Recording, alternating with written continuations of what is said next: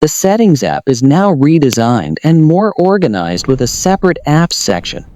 Find all app settings under the Apps. Let's find your app settings.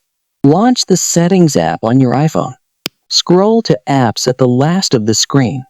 Here, you can search for the app name or find it alphabetically. That's common practice to find app settings on iPhone. If the app is not showing here, then find the app in the Hidden Apps section.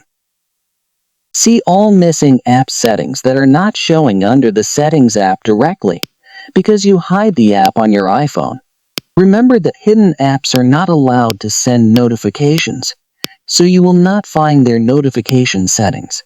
For example, I hide the Instagram app on this iPhone, so there are no Instagram app notification settings.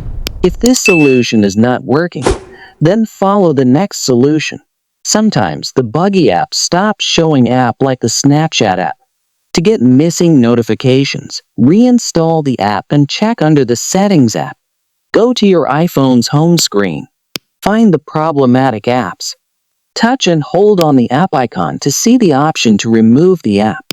Next, tap on the Delete app and confirm that the app will delete the data using the app option. Now, re-download from the App Store. Launch the App Store on your iPhone and search for the app name to re-download it on your iPhone. Please tap on the cloud icon with a down arrow to reinstall and start using it like no more bug. Once you start using the app, it will ask you to allow notifications and other features. Allow the permissions and manage the app settings from the Settings app. If the problem persists, try to hard reboot and check again. Turn off screen time restrictions and resetting all settings.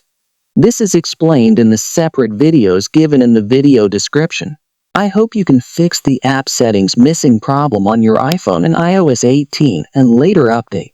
Please like, share, and subscribe for more helpful tips.